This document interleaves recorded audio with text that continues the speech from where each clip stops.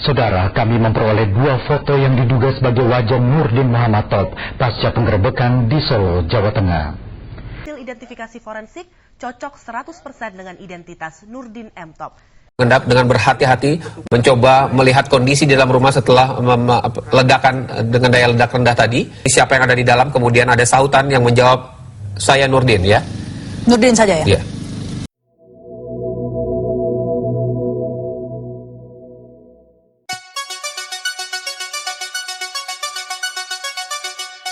Pada sebuah pagi di tahun 1968, di negara bagian Kedah, Malaysia, seorang bayi laki-laki lahir di tengah keluarga Melayu Muslim yang hidup sederhana dan dikenal sangat religius. Keluarga itu memberi nama anak tersebut Nurdin Muhammad Top. Tidak ada yang mengira, bahkan keluarganya sendiri, bahwa nama ini kelak akan menjadi salah satu nama yang paling dicari di Asia Tenggara. Pada masa itu, Kedah adalah daerah dengan kultur religius kuat. Hampir setiap aktivitas masyarakat masih terhubung dengan ajaran ketauhidan dan tradisi masjid. Nurdin tumbuh di lingkungan yang sangat menempatkan pendidikan agama sebagai pondasi. Ayahnya dikenal kalangan tetangga sebagai sosok yang tegas dan juga patuh pada tradisi. Ibunya adalah seorang perempuan yang penyayang, namun keras dalam mendidik soal kedisiplinan.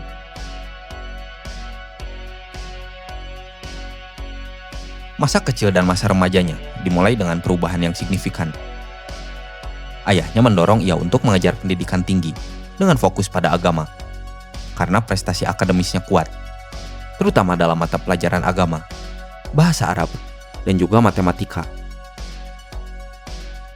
Ia masuk sekolah menengah yang juga memberikan porsi besar pada kurikulum agama. Pada masa ini, dunia Islam sedang bergejolak. Di akhir tahun 1970-an hingga awal tahun 1980, ditandai bangkitnya gelombang Islamisme global, revolusi Iran, konflik Afghanistan, serta meningkatnya wacana tentang kewajiban umat membela dunia Islam. Wacana itu bergaung di banyak negara muslim, termasuk Malaysia. Ceramah, buku, dan majalah Islam politik mulai populer. Nurdin yang saat itu masih remaja mulai mengenal diskursus baru.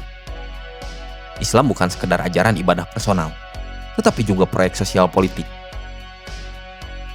Ia mulai membaca buku-buku gerakan Ikhwanul Muslimin, tulisan-tulisan pemikir jihad awal, dan karya tokoh-tokoh revivalisme.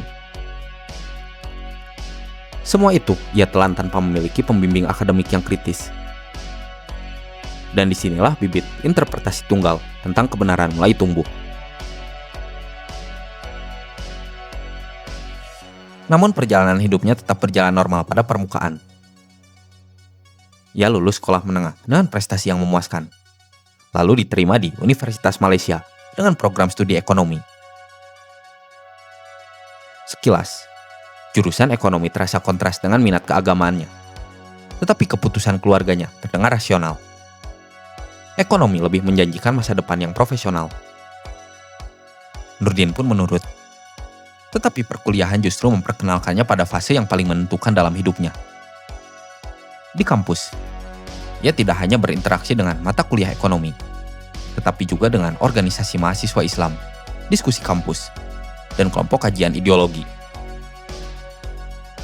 Pada akhir tahun 1980-an dan awal tahun 1990-an, banyak kampus di Asia Tenggara menjadi ruang pertemuan gerakan Islamis transnasional.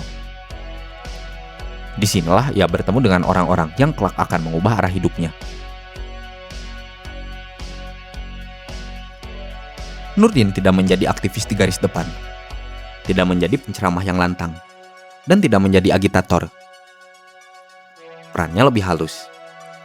Ia menjadi tipe murid yang tekun datang ke kajian, membaca setiap buku yang direkomendasikan, dan menghabiskan waktu panjang berdiskusi dengan senior organisasi. Ia menyerap ide tentang peran umat, narasi konspirasi terhadap dunia Islam, dan konsep jihad yang ditempatkan bukan sebagai perang batin, melainkan perang fisik. Perlahan, ia mulai membangun pola pikir yang biner. Islam tertindas melawan musuh-musuhnya, kebenaran melawan kebatilan, dan perjuangan melawan kepasifan. Dari luar, ia tetap terlihat sebagai mahasiswa yang sopan, tekun, dan tidak bermasalah. Namun dalam pikirannya, transformasi besar sedang terjadi. Ketika ia menyelesaikan studi ekonominya, ia tidak menempuh karir profesional sebagaimana harapan keluarganya. Ia lebih tertarik bekerja di lingkungan yang terkait dengan organisasi pendidikan dan juga agama. Ia bekerja sebagai akuntan pada institusi pendidikan Islam. Di sini, keahliannya dalam ekonomi bertemu dengan jaring keislaman. Di beberapa tahun awal kehidupan profesionalnya, ia terhubung dengan tokoh keagamaan yang memiliki orientasi politis Islam yang jauh lebih tegas. Pembicaraan tentang nasib umat di Palestina, Afghanistan, dan juga Bosnia menjadi konsumsi rutinnya. Ia semakin memiliki keyakinan bahwa umat Islam sedang berada di bawah ancaman global. Namun hingga tahap ini, pemikirannya masih bersifat ideologis dan belum masuk dunia aksi. Pada periode tahun 1990-an, dunia Islam memasuki babak baru. Veteran Afghanistan kembali ke negara asal, membawa pengalaman perang dan jaringan internasional. Sebagian kembali ke Malaysia dan juga Indonesia. Buku, pamflet, dan ceramah jihad fisik semakin menguat. Disinilah nama-nama yang kelak akan menjadi kunci Jamaah Islamiyah mulai beredar. Abdullah Sungkar, Abu Bakar Ba'asyir, Hambali, Mukhlas, Ali Imran, dan Azhari Hussein. Perlahan, wacana jihad tidak lagi diposisikan sebagai bagian sejarah, tapi sebagai proyek masa kini. Nurdin yang sudah matang ideologis merasa ia menemukan ruang yang menyambut pemikirannya. Kalau sebelumnya ia hanya belajar teori, kini ia bertemu dengan orang-orang yang bicara tentang praktik.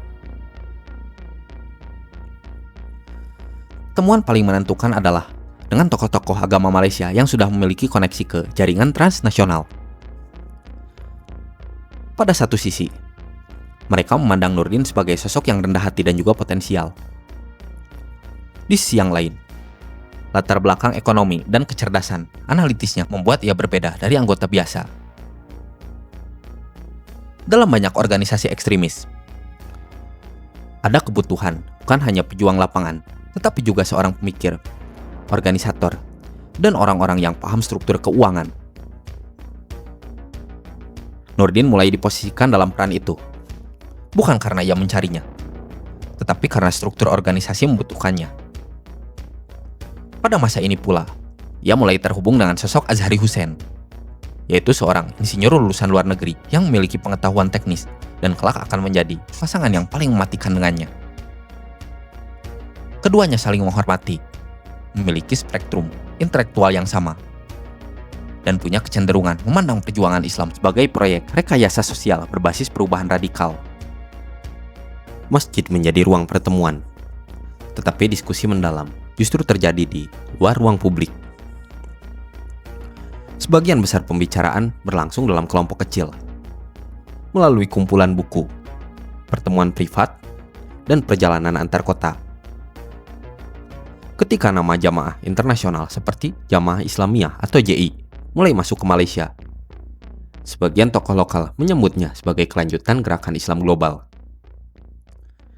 Nurdin mendekati pusat lingkaran bukan dengan agresi, tapi dengan kemampuan berpikir yang sistematis. Ia adalah tipe orang yang memetakan rencana dalam jangka panjang. Ia mulai menyusun gagasan tentang bagaimana sebuah gerakan dapat berdiri, dibiayai, dan memiliki fondasi yang kuat. Ia sudah mulai berpikir sebagai organisator jauh sebelum ia benar-benar memasuki struktur militer organisasi.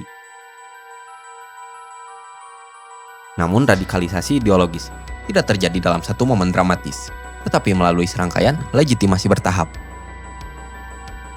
Setiap bacaan yang ia telan, setiap kejadian konflik dunia yang ia tonton lewat berita, menjadi potongan puzzle yang meneguhkan keyakinannya. Ia semakin yakin bahwa perjuangan damai tidak cukup. Ia semakin yakin bahwa umat Islam memiliki kewajiban untuk membalas dan juga merebut kekuasaan guna menjalankan hukum Islam Pada periode ini pula, jaringan Jamaah Islamiyah sedang melakukan ekspansi. Setelah melalui fase awal di Indonesia, organisasi itu menyebar ke Malaysia, Singapura, Thailand Selatan, dan juga Filipina. Malaysia menjadi hub strategis karena relatif aman untuk berkumpul, berlatih, dan melakukan penggalangan dana. Banyak anggota JI yang berpindah dari Indonesia ke Malaysia untuk menjalankan operasional. Mereka butuh rumah aman, logistik, dokumentasi, dan akses ke institusi pendidikan Islam. Disinilah peran tokoh seperti Nurdin menjadi sangat berharga. Ia punya akses ke lembaga pendidikan, kemampuan mengelola pembukuan, jaringan sosial yang rapi, dan reputasi religius yang tidak tercela. Semua itu menjadi pintu masuk sebelum ia benar-benar masuk ke struktur organisasi. Suatu pertemuan privat pada awal tahun 1990-an menjadi titik yang mengubah hidupnya. Pertemuan itu dihadiri oleh beberapa orang yang kelak akan menjadi tokoh penting JI, termasuk perwakilan senior dari Indonesia yang sedang memperluas cabang organisasi di Malaysia. Mereka berbicara tentang perlunya kader ideologis yang siap memperjuangkan Islam dalam skala internasional, bukan hanya dalam skala lokal. Disinilah Nurdin untuk pertama kalinya mendengar konsep jamaah global, gagasan tentang suatu kelompok muslim internasional yang beroperasi lintas negara untuk mendirikan negara Islam. Pertemuan itu bukan untuk perekrutan, tetapi penilaian. Jaringan ingin melihat apakah Nurdin layak diajak masuk. Pada masa ini, keputusan masuk organisasi tidak mudah. Hanya orang yang paling dipercaya dan yang paling memiliki potensi yang akan direkrut. Setelah pertemuan itu, komunikasi intensif terus berlanjut. Nurdin sering berdiskusi tentang syariat, strategi dakwah, dan kondisi politik global. Ia diberi rekomendasi bacaan baru, bergeser dari literatur ideologis ke literatur taktis, sejarah gerakan, catatan operasi, biografi tokoh jihad. Ia melahap semuanya seolah waktu menunggu sebuah panggilan besar.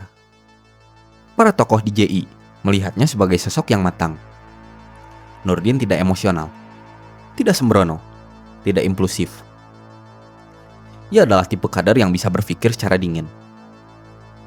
Itulah tipe yang dibutuhkan oleh organisasi. Pada pertengahan tahun 1990-an, JI menguatkan struktur dan memperluas jaringan. Tawaran itu akhirnya datang. Tidak dalam bentuk upacara, tetapi melalui mekanisme perekrutan tertutup. Nurdin diajak melakukan baiat, yaitu menyatakan kesetiaan pada organisasi, serta menerima visi jangka panjang pendirian negara Islam melalui jihad bersenjata. Nurdin menerimanya tanpa ragu. Pada momen itulah, ia secara resmi masuk ke Jamaah Islamiyah. Dengan masuknya Nurdin ke Jamaah Islamiyah, proses transformasinya menjadi lengkap. Ia bukan lagi peserta diskusi di kampus. Ia bukan lagi analisis ideologi. Kini ia menjadi kader terstruktur dalam organisasi transnasional. Ia mulai diberi peran, diberi jaringan, diberi akses, dan diberi ruang untuk mengembangkan rencana. Di titik ini, seluruh kemampuan akademiknya, pemahaman ekonomi, pemetaan jaringan sosial, dan kecerdasannya akan membentuk fondasi dan juga reputasi yang barunya. Ia akan menjadi lebih dari sekedar anggota. Ia akan menjadi seorang perencana, arsitek organisasi, dan ideolog operasi. Ketika Nurdin resmi masuk ke dalam Jamaah Islamiyah, pintu pertama yang terbuka baginya bukan ruang operasi, melainkan ruang pembelajaran internal. JI tidak melepaskan anggota baru langsung ke lapangan, bahkan jika mereka mampu. Organisasi itu memiliki kurikulum ideologi, struktur kepatuhan, dan sistem kaderisasi berlapis. Nurdin memulai masa pelatihan dengan pendalaman pedoman jihad internasional, sejarah perlawanan umat, strategi gerakan bawah tanah, teknik penyamaran, serta pembiasaan untuk hidup tanpa identitas asli. Semuanya dijalankan dalam kelompok kecil yang sangat disiplin. Para senior ingin memastikan bahwa kesetiaan tidak hanya diucapkan lewat baiat, tapi dipraktekkan dalam gaya hidup yang penuh dengan resiko. Selama pelatihan itu, Nurdin menunjukkan sesuatu yang jarang dimiliki oleh anggota baru, yaitu kemampuan memproses informasi dan menerjemahkannya menjadi rencana jangka panjang. Pasangannya di kemudian hari adalah Azhari Hussein, yaitu sosok insinyur yang sangat dihormati di lingkungan Jamaah Islamiyah. Dr. Azhari berbeda dari kader-kader yang lain. Ia bukan hanya ahli bahan peledak, tetapi juga seorang akademisi dengan keterampilan teknis yang tinggi. Azhari memiliki otoritas intelektual dan juga karisma, sedangkan Nurdin memiliki kecerdasan yang strategis. Keduanya saling melengkapi.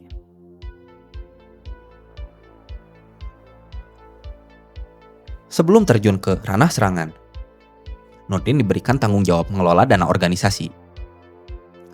Ia membangun jaringan donatur, memetakan sumber dana internasional, serta membuat perusahaan-perusahaan kecil sebagai kedok legal. Beberapa usaha, mulai dari bisnis percetakan, toko buku agama, hingga lembaga pendidikan, dimanfaatkan untuk menampung pemasukan dan pengeluaran tanpa terdeteksi. Kecerdasan ekonominya menjadi aset yang tidak dapat digantikan.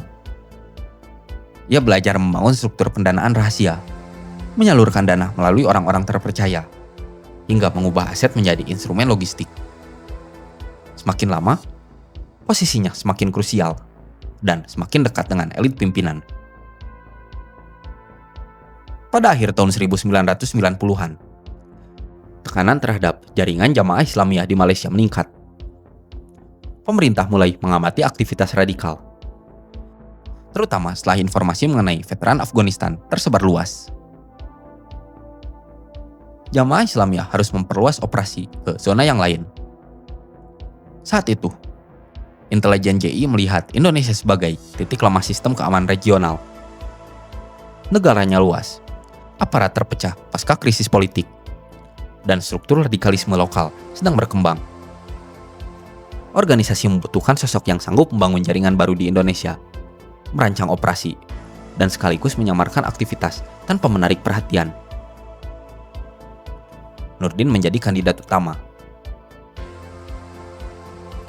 Keputusan itu membawa Nurdin meninggalkan Malaysia dan bergerak ke Indonesia secara bertahap dan sangat hati-hati. Ia tidak menggunakan identitas asli. Dokumen perjalanan diperoleh melalui jaringan pemalsu dokumen yang beroperasi lintas negara.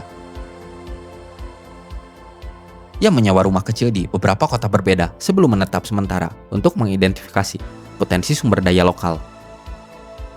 Ia memetakan pesantren, organisasi agama, kelompok diskusi kampus, hingga kelompok mantan pejuang yang kembali dari Afghanistan. Tidak semua akan masuk ke jaringan Jamaah Islamiyah, tetapi Nurdin memetakan siapa yang memiliki koneksi dengan siapa yang terbuka menerima ideologi jihad internasional, dan siapa yang bisa dijadikan perantara tanpa rasa curiga. Azhari kemudian menyusul datang ke Indonesia melalui rute yang berbeda, bertemu dengan Nurdin dalam penyamaran. Mereka membangun jaringan sel kecil, bukan organisasi besar. Konsep sel bertujuan mencegah pembongkaran struktural jika satu anggota tertangkap.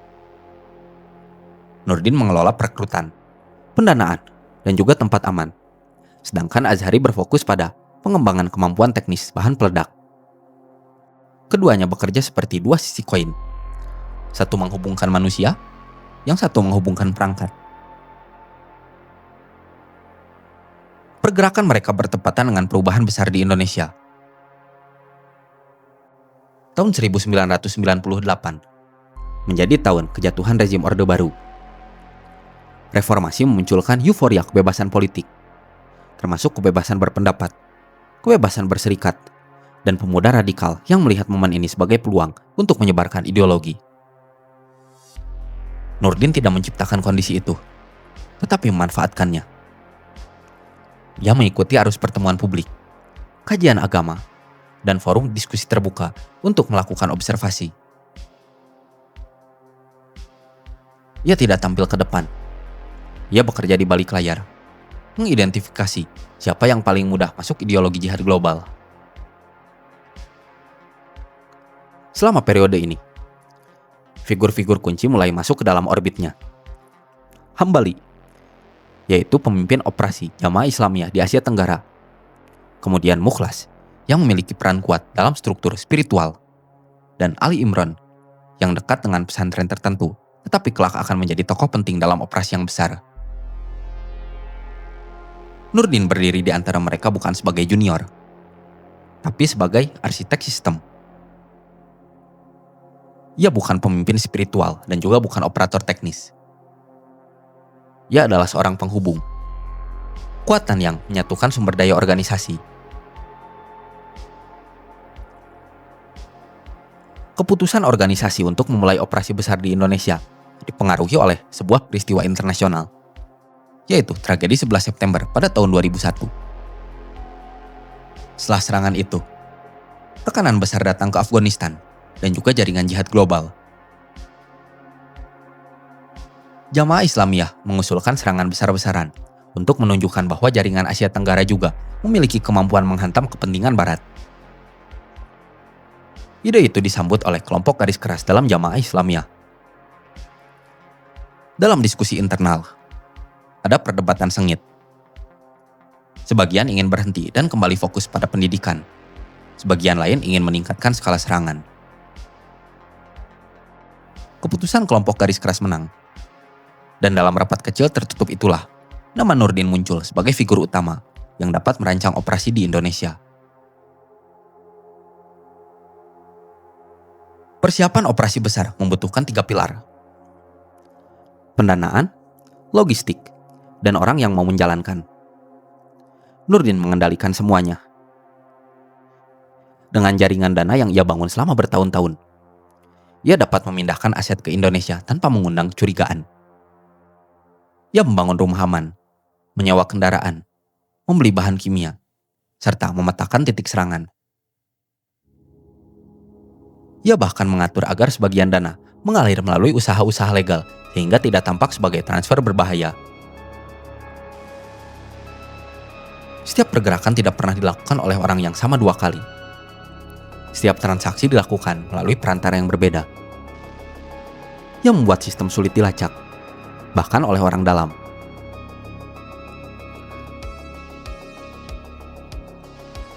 Nurdin semakin tenggelam dalam misi yang ia yakini sebagai jalan Tuhan. Jika dulu ia masih menyisakan ruang untuk berpikir ulang, kini ia tidak lagi melihat alternatif selain kekerasan sebagai jalan perubahan politik global. Ia mulai memandang kerusakan sebagai instrumen dakwah. Ia menjadi seorang rasionalis ekstrim, orang yang menempatkan logika strategi di atas moral kemanusiaan. Semakin dekat hari operasi besar, semakin ketat pengamanan internal. Banyak anggota Jamaah Islamiyah yang tidak tahu rencana itu.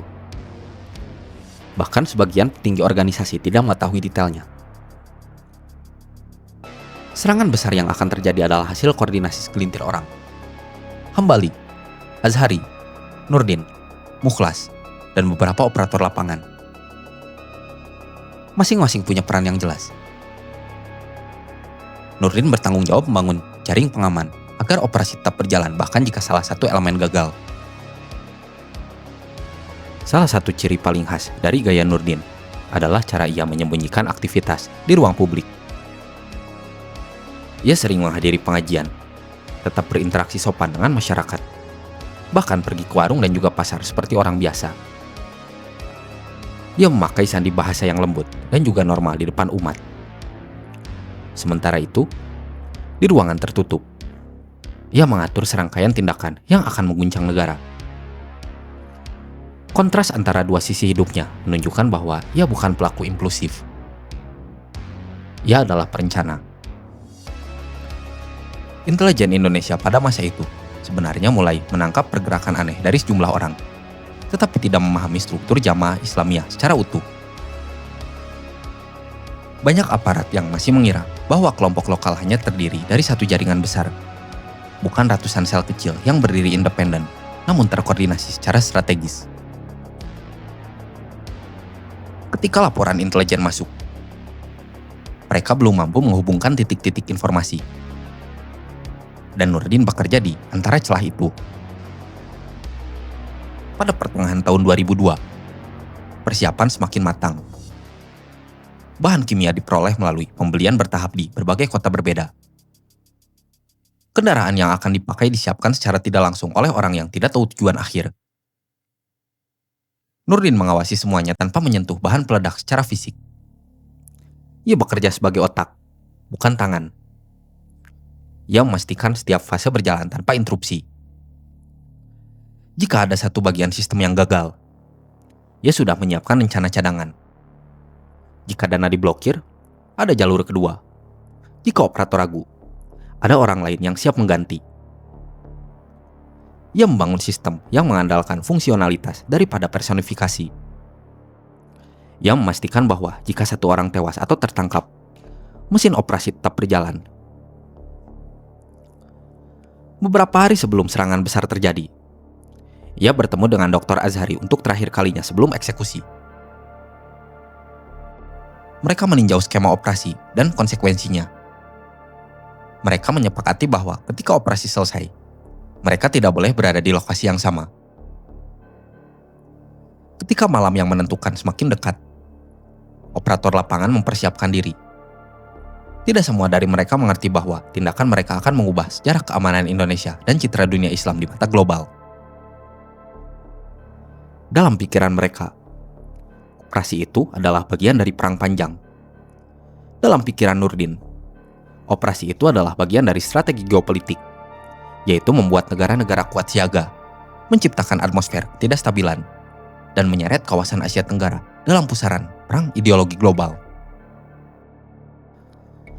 Ledakan di Bali pada tanggal 12 Oktober tahun 2002 mengguncang bukan hanya di Indonesia, tapi juga di seluruh dunia.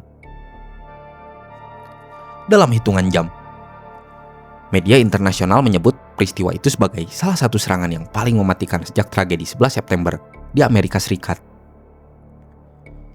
Pemerintah Indonesia yang sebelumnya tidak pernah berada dalam pusat perhatian global soal terorisme, tiba-tiba menjadi subjek investigasi dunia. Puluhan negara mengirimkan tim forensik, analis intelijen, dan jurnalis untuk mencari jawaban. Siapa orang yang paling bertanggung jawab? Siapa yang merencanakan? Dan apakah masih akan ada serangan yang berikutnya? Ketika sebagian besar pemberitaan menyoroti pelaku lapangan dan nama-nama yang bekerja langsung dalam proses peledakan, nama Nurdin M. Top mulai muncul sebagai figur misterius yang disebut-sebut sebagai otak pendanaan dan juga perencanaan.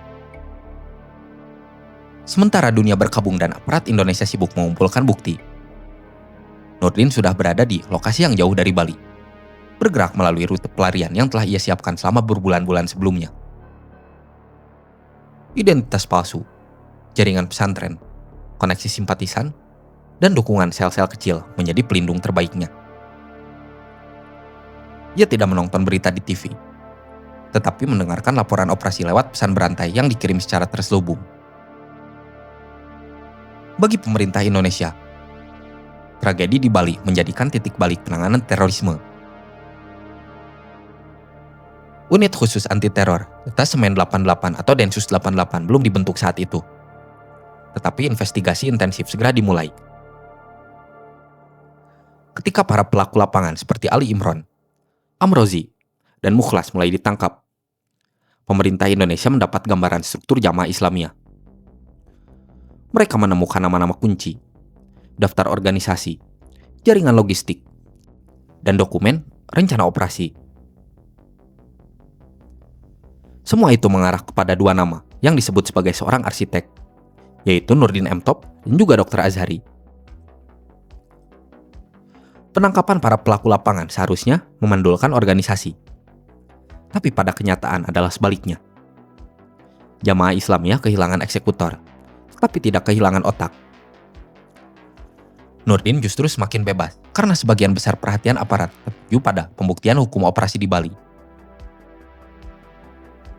Pelarian Nurdin bukan hanya sekedar upaya untuk menyelamatkan diri, tapi sebagai strategi bertahan untuk mempertahankan jaringan. ia tidak hanya melarikan diri. Ia membangun ulang. Ia memahami bahwa pemburuan pada saat itu masih terfragmentasi dan belum mampu mengunci seluruh simpul organisasi. Setiap kali ia berpindah kota, ia mengidentifikasi peluang baru, tempat persembunyian, simpatisan baru, calon rekrut, bahkan sumber dana cadangan. Ia memanfaatkan rasa kagum dan simpati sebagian orang melihat Operasi Bali bukan sebagai kriminalitas, tapi perlawanan terhadap Barat. Inilah salah satu kekuatan terbesarnya. Ia mampu mengemas ideologi menjadi janji kemuliaan. Pada tahun 2003, ketika aparat intelijen internasional semakin menguatkan tekanan, Nurdin mempersiapkan operasi kedua. Sasaran dipilih bukan secara acak. Ia ingin menegaskan bahwa operasi pertama bukan kebetulan, dan bahwa jaringan Jamaah Islamiyah masih aktif meskipun sebagian besar pelaku sudah ditangkap. Ia memilih target dengan motivasi geopolitik, yaitu sebuah hotel internasional yang sering dikunjungi oleh para diplomat, eksekutif global, dan juga tokoh asing. Pemilihan hotel bukan sekedar mencari jumlah korban maksimal, tetapi untuk mempengaruhi psikologi dunia bisnis dan diplomasi internasional. Ancaman itu akan membuat negara-negara Barat memandang Indonesia bukan lagi destinasi aman. Dan bagi Nurdin, itu adalah sebuah kemenangan yang strategis. Pada tanggal 5 Agustus tahun 2003, sebuah bom mengguncang Hotel Jaya Marriott di Jakarta. Ledakan besar menghancurkan lobi, menewaskan sejumlah orang, dan melukai ratusan lainnya. Serangan itu dilakukan dengan kendaraan bermuatan bahan peledak. Pola yang mirip dengan pemikiran Nurdin pada Operasi Bali. Daya ledak yang besar, lokasi publik, dan efek psikologis yang kuat. Azhari disebut sebagai pelatih teknis. Tetapi banyak analisis intelijen menyimpulkan bahwa garis besar strategi perencanaan adalah buah pikiran Nurdin. Aparat keamanan Indonesia ketika itu mulai menyadari bahwa mereka sedang berhadapan dengan figur yang bukan hanya ahli strategi, tetapi juga ahli dalam menghilang. Setelah serangan Marriott, Indonesia dan negara-negara sekutunya menganggap Nurdin M. Top sebagai target prioritas internasional. Pemerintah mengeluarkan daftar buronan teratas, dan foto Nurdin terpampang di mana-mana. Media menyebutnya arsitek teror, mastermind, dan otak bom. Namun paradoksnya, semakin sering ia diberitakan, semakin banyak simpatisan radikal yang kagum padanya. Sementara itu, aparat Indonesia semakin meningkatkan intensitas operasi mereka. Pada akhir tahun 2003 hingga awal tahun 2004, jaringan Jamaah Islamiyah mulai runtuh satu demi satu. Banyak tokoh operasional ditangkap. Pada titik ini, logika militer mengatakan bahwa jaringan seharusnya melemah secara signifikan. Namun Nurdin membuktikan sebaliknya. Ia tidak membiarkan organisasi bergantung pada individu permanen. Ia mencetak kader baru. Ia merekrut orang-orang muda yang belum pernah masuk dalam daftar intelijen, orang-orang tanpa riwayat kriminal, dan orang-orang yang tidak pernah dekat dengan pelatihan militer. Pada tanggal 9 September tahun 2004, sebuah bom meledak di depan kedutaan besar Australia di Kuningan. Ledakan itu kembali menegaskan pola serangan yang konsisten. Target asing, dampak politik internasional, dan penggunaan bom rakitan berskala besar. Pola intelijen menunjukkan bahwa penyerangan terjadi hanya 2 tahun setelah Bali dan 1 tahun setelah Marriott. Bukti bahwa Nurdin bukan hanya mampu merencanakan operasi sekali, tapi mampu mempertahankan kapasitas operasional meskipun dalam keadaan diburu. Keberhasilannya menghidupkan jaringan baru, sementara jaringan lama dihancurkan aparat, menunjukkan bahwa ia bukan sekedar buronan, tetapi seorang arsitek dalam sebuah pergerakan. Operasi Pasca Kuningan menjadi titik balik besar dalam perburuan. Pada tahun 2005, aparat kepolisian berhasil menemukan lokasi persembunyian Azhari Hussein di Batu, Malang. Penyergapan pun terjadi. Azhari tewas dalam baku tembak setelah tim Gegana mengepung rumah persembunyian. Kematian Dr. Azhari adalah pukulan besar bagi jaringan Jamaah Islamiyah, karena ia adalah satu-satunya ahli bahan peledak yang paling senior dan paling berpengalaman. Namun dalam persembunyian, ketika berita itu sampai ke Nurdin, ia tidak menghentikan operasi. Ia memiliki empati personal terhadap Azhari, tetapi tidak mengizinkan perasaan menghalangi misi. Ia mulai mencari dan melatih orang baru untuk menggantikan peran teknis Azhari. Bagi Nurdin, manusia bisa mati, tetapi sistem tidak boleh mati. Setelah kematian Dr. Azhari, beban organisasi semakin berat. Pemburuan besar-besaran terjadi di seluruh Jawa. Setiap pesantren radikal diperiksa. Setiap nama yang pernah berhubungan dengan Operasi Bali atau Mariot masuk dalam daftar investigasi. Setiap sinyal intelijen ditindaklanjuti dengan cepat. Pemerintah membentuk Densus 88 Anti Teror, sebuah unit yang didedikasikan untuk mengejar jaringan teroris. Densus 88 mempelajari pola gerakan Nurdin secara sistematis. Cara ia merekrut, cara ia menghilang, dan cara ia menyembunyikan dana. Mereka menciptakan peta gerakan, memprediksi sirkulasinya, dan mengirim informan untuk menyusup ke jaringan pendukung. Pada tahun 2006 hingga tahun 2008, operasi untuk memburu Nurdin M. Top memasuki fase yang paling berbahaya. Ia tidak hanya merencanakan serangan, tetapi mengajarkan kader melakukan improvisasi. Ia mengembangkan metode kecil, tidak berpusat, dan berbasis kepada kepercayaan internal. Di awal tahun 2009, setelah bertahun-tahun menghilang dan menantang aparat keamanan Indonesia, nama Nurdin M. Top bukan lagi sekedar buronan, tetapi simbol ketidakpastian nasional dan juga simbol ancaman. Setiap operasi penangkapan yang gagal, setiap penyergapan yang tidak menemukan target utama, dan setiap informasi intelijen yang berakhir buntu membuat publik bertanya-tanya. Bagaimana mungkin seorang pria dapat menghindar dari perburuan selama hampir dari 1 dekade? Ada yang percaya ia memiliki kemampuan supranatural. Ada bahkan yang percaya aparat takut untuk menangkapnya. Padahal kenyataannya jauh lebih sederhana. Ia adalah kombinasi dari kecerdasan, kesabaran, dan kemampuan memprediksi pola manusia, termasuk pola aparat. Namun di balik mitos itu, Nurdin juga mulai mengalami tekanan yang tidak ia alami pada fase sebelumnya. Dalam persembunyian, ia bersiap untuk operasi besar berikutnya. Bukan karena ia ingin membuktikan dirinya tidak bisa ditangkap, tapi karena ia ingin memastikan bahwa organisasi jihad generasi baru tetap hidup. Ia tidak lagi berjuang untuk struktur lama Jamaah Islamiyah. Ia berjuang untuk ide bahwa teror akan terus berlanjut selama ada generasi baru yang dapat menggantikan generasi yang lama. Baginya, operasi 2009 bukan sekedar serangan, tapi sebuah pernyataan regenerasi. Nurdin membangun kembali rumah aman di beberapa kota di Jawa sebagai tempat koordinasi. Sebagian berada di perkampungan, sebagian di rumah kontrakan sederhana yang tidak mencolok.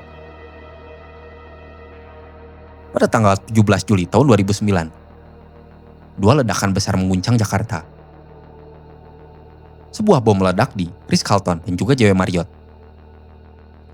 Puluhan orang tewas dan juga luka-luka.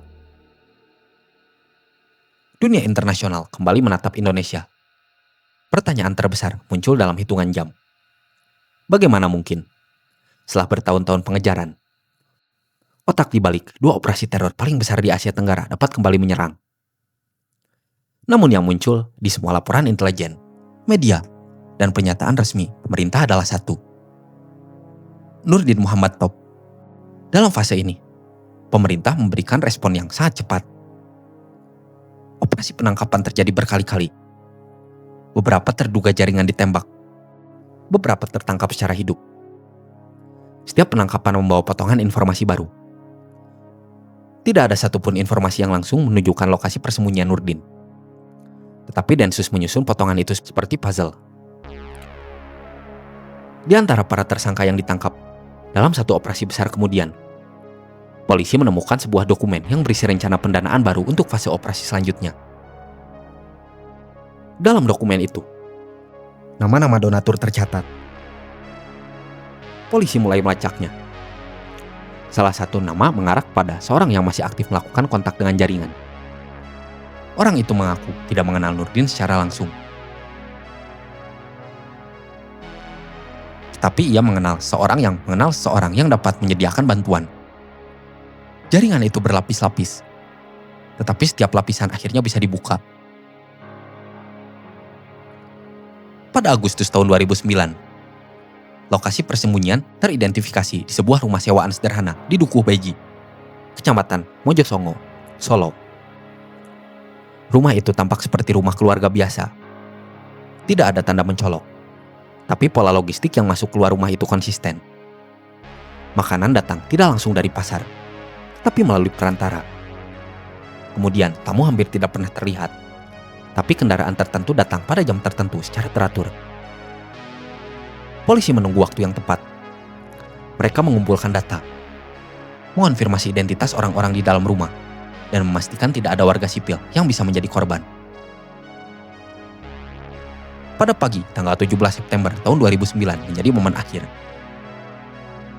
Densus 88 mengepung rumah itu dalam senyap.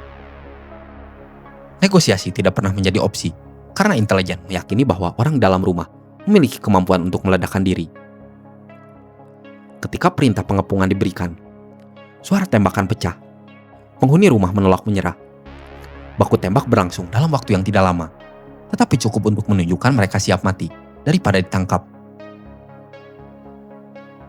Ketika pintu rumah akhirnya didobrak dan petugas masuk ke ruangan, tembakan terakhir berhenti.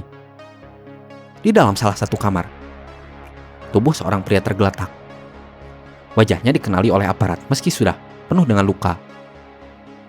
Sidik jari kemudian memastikan identitasnya. Setelah hampir 1 dekade melarikan diri dari kejaran polisi, Nurdin Muhammad Top akhirnya tewas dalam penyergapan itu. Perburuan panjang itu menutup satu bab dalam sejarah terorisme Indonesia. Tetapi jejak yang ditinggalkan oleh Nurdin jauh lebih luas daripada tubuhnya yang tergeletak di kamar sempit itu. Ia telah membentuk gerakan yang mampu untuk beregenerasi. Ia telah meninggalkan ideologi yang bertahan melampaui hidupnya. Namun semua itu bermula dari satu manusia. Seorang anak masjid dari Kedah yang berubah menjadi arsitek teror. Dan pada pagi itu, semua pelarian, semua rencana, dan semua strategi berakhir dalam diam dan dalam akhir yang tragis.